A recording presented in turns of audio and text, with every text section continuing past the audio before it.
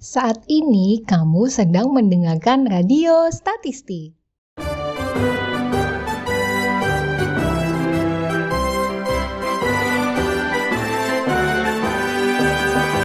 Halo semuanya, selamat datang dan selamat bergabung di Radio Statistik bersama saya, Siva Ahnia Rahma. Oke guys, di episode kali ini spesial banget karena kita akan membahas salah satu survei yang dilaksanakan oleh Badan Pusat Statistik setiap 5 tahun sekali.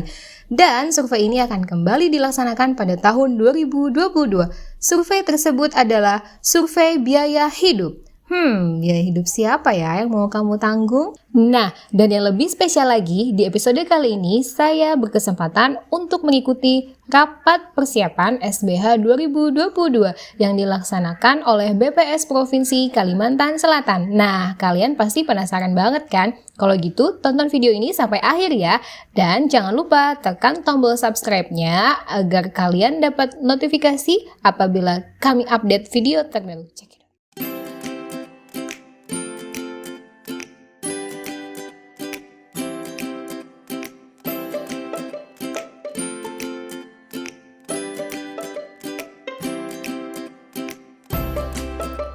Rapat persiapan survei biaya hidup atau yang lebih dikenal dengan SBH dilaksanakan 2 hari efektif pada tanggal 21 hingga 22 Oktober 2021. Pada hari pertama, BPS mensosialisasikan kegiatan SBH baik dari sisi teknis, pengolahan, dan administrasi.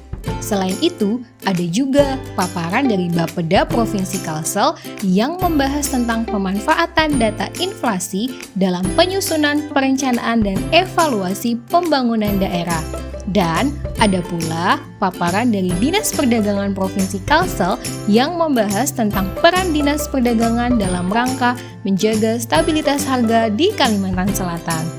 Oke, bicara soal inflasi, harga, dan SBH, apa sih hubungan di antara ketiganya? Menurut Badan Pusat Statistik, inflasi adalah kecenderungan naiknya harga barang dan jasa pada umumnya yang berlangsung secara terus-menerus. Jika harga dan barang di dalam negeri meningkat, maka inflasi mengalami kenaikan. Sebaliknya, jika harga barang dan jasa di dalam negeri menurun, maka inflasi mengalami penurunan atau disebut dengan deflasi. Indikator yang digunakan untuk mengukur tingkat inflasi adalah Indeks Harga Konsumen atau yang lebih dikenal dengan IHK. Perubahan IHK dari waktu ke waktu akan menggambarkan tingkat kenaikan atau tingkat penurunan harga dari barang dan jasa. Oke, sampai di sini udah dapet ya hubungan antara inflasi dan harga. Nah, terus hubungan sama SBH apa ya? Jadi gini, salah satu bahan dasar penghitungan IHK adalah survei biaya hidup atau SBH. Kok bisa sih survei biaya hidup jadi salah satu bahan dasar? Nanti ya aku jelasin. Oke, selanjutnya, maksud dari survei biaya hidup ini adalah untuk mendapatkan pola konsumsi masyarakat baik di daerah perkotaan maupun di pedesaan sebagai bahan penyusunan diagram timbang dan paket komoditas yang baru dalam penghitungan IHK. Nah, for your information nih guys, IHK sebelumnya kita menggunakan tahun dasar 2018. Setelah SBH ini, tahun dasar IHK akan diperbaharui menjadi tahun 2022. Tujuan dari SBH ini adalah yang pertama, memperoleh paket komoditas serta diagram timbang dari wilayah perkotaan dan pedesaan. Maksudnya gini, jadi dari SBH ini kita ingin mengetahui komoditas apa saja sih yang banyak dikonsumsi oleh masyarakat Indonesia, baik barang maupun jasa, khususnya di kota atau kabupaten yang terpilih sebagai sampel SBH. Nah, yang kedua adalah untuk mendapatkan data nilai konsumsi dasar atau NK0. Setelah tahu nih komoditas apa aja yang dikonsumsi, kita juga ingin mengetahui berapa sih nilai dari barang dan jasa yang dikonsumsi tersebut. Dan yang ketiga adalah mendapatkan keterangan tentang profil sosial ekonomi rumah tangga perkotaan dan pedesaan. Oke, lanjut. Sebenarnya apa sih keuntungan menjadi sampel SBH 2022? Jadi gini, pada tahun 2022 kan kita sudah melaksanakan survei biaya hidup nih. Artinya, kita sudah memperoleh beragam komoditas apa saja yang akan dikonsumsi oleh masyarakat. Nah, terus di tahun 2023, BPS akan melakukan pendataan harga dari beragam komoditas tersebut, guys. Nah, barulah kemudian di tahun 2024, kota atau kabupaten yang terpilih sebagai sampel SBH 2022 bisa merilis angka inflasinya sendiri loh. Wah, pasti ini jadi berita baik ya untuk pemerintah daerah setempat, karena inflasi merupakan salah satu indikator ekonomi makro yang menjadi acuan dalam menyusun berbagai komponen dari postur APBD, termasuk untuk komponen pembiayaan APBN loh. Selain itu, inflasi juga merupakan salah satu dasar kebijakan moneter dalam menjaga stabilitas mata uang rupiah, dan masih banyak lagi manfaat dari inflasi. Oke, next, sekarang kita akan membahas cakupan dari survei biaya hidup 2022. Apa saja sih yang akan didata? Namanya aja survei biaya hidup. Ya udah pastilah ya, yang akan didata adalah biaya hidup rumah tangga kamu sama si dia.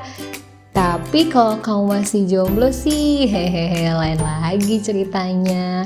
Oke, jadi yang akan dicakup pada survei ini adalah yang pertama, pengeluaran rumah tangga yang dikelompokkan menurut sifat, jenis, dan macam barang dan jasa yang dikonsumsi. Jadi ini yang benar-benar habis terpakai oleh si rumah tangga tersebut. Yang kedua adalah pengeluaran bukan konsumsi untuk pembayaran, seperti pengeluaran untuk pajak, asuransi, pesta, dan sebagainya, serta pengeluaran bukan konsumsi untuk usaha rumah tangga. Misalnya nih, untuk pembelian barang atau bahan baku usaha, bisa juga untuk pembelian alat-alat usaha, dan sebagainya. Yang ketiga adalah pendapatan atau penerimaan dari rumah tangga tersebut. Dan yang terakhir, keterangan sosial demografi seperti jenis kelamin, umur, pendidikan, status pekerjaan, serta keterangan kondisi, bangunan, fasilitas tempat tinggal. Udah mulai jelas ya hubungan antara SBH dan inflasi. Ibaratnya nih, kita mau masak nasi goreng seafood. Bahan dasarnya apa? Ya pasti nasi lah ya. Nah, saat kita ingin mengetahui perubahan harga berbagai barang dan jasa, kita tentu perlu tahu dulu dong barang dan jasanya apa, ya kan? Baru deh kita cari tahu harga dan perubahan harganya. Begitu. Oke, lanjut. Akan ada 154 kabupaten kota yang terpilih menjadi sampel SBH 2022, di mana 94 kabupaten kota adalah cakupan dari SBH 2018 di wilayah perkotaan. Sedangkan 60 kabupaten tambahan lainnya akan menjadi sampel SBH 2022 di wilayah perkotaan dan pedesaan. Total sampel rumah tangga SBH selama 1 tahun ada sebanyak 230.000 rumah tangga. Wow, banyak banget ya, siapa tahu kalian terpilih. Nah, dari sejumlah itu, 143.200 rumah tangga berada di wilayah perkotaan dan 86.800 rumah tangga di wilayah pedesaan. Oke, berikut adalah daftar 60 kabupaten tambahan yang menjadi sampel SBH 2022.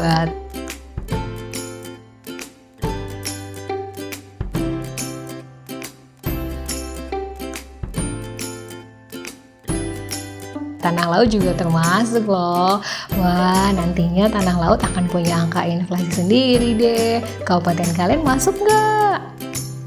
Oke deh guys, last but not least, kegiatan ini akan dilaksanakan full selama 1 tahun di tahun 2022. Pencacahan dilakukan secara triwulanan atau secara 3 bulan sekali, dengan terlebih dahulu melakukan updating atau pembaharuan daftar rumah tangga pada blok sensus terpilih.